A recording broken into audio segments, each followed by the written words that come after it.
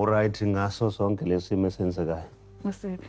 Sokuthi ngangikuthembisile ukuthi kulonyaka ngizobuyela kini kodwa angibuyelanga ngenxa yinkinga engibhekene nazo. Right, kodwa phela ke ngamkelile. Owamkelile. Because it's not like I'm gonna phoqa you to do it and stuff. Uzongilinda ngikwazi ukunqoba ikiss nekhisana. Oh, okay.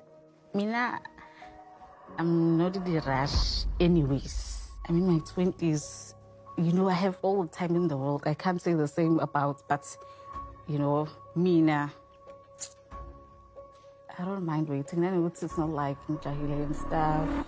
Lo ngihlebele empini. Kuba kumdunge bazobuya uyatshwa. Hayi mina ngokubona kwami Shem kuyadlalwa nguSamke la. Kudlalwa nguSamke Shem. And uyabasaba labantu ngoba badala nakuye. And if ever naye bekafike nale mentality ye-girlfriend kaLwandle uKhwezi efike ethi nanoma yini nje bazoyikhuluma nje labantu laba ngiyobeka isami isicathulo nami. But ke usifikele Shem uthambile uSamke yazi uyasaba nje uMakhwela yazi. Ngoba if ever beka serious engasabi bekayomtshela kahle umuzi ukuthi ngisho upromisile ukuthi uyaceda this year akashaye December nje ngishadile mina ngicediwe yonke into.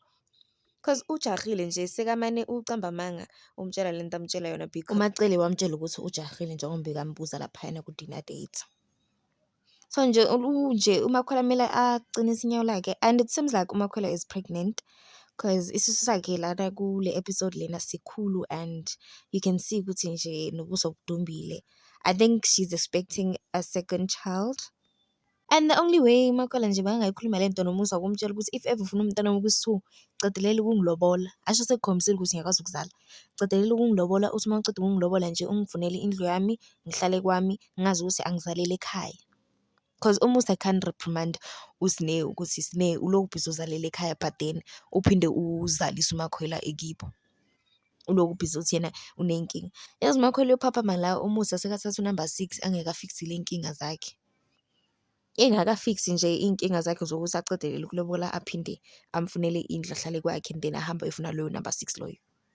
But since she was able to tell all my men ukuthi yena she's not in a rush, she's still in her 20s, akajahe ngalutho, umusa should take his time. Umusa uzodlala ngaye uPapa ma late.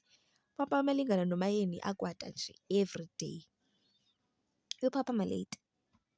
But then njengoba expect omunye umntwana maybe in the next season mhlambe sizothola ukuthi ucedelelile ukumshada wamthengela indlu welcome umntwana wobisi-2. Guys, what are your thoughts on this? Thank you for watching.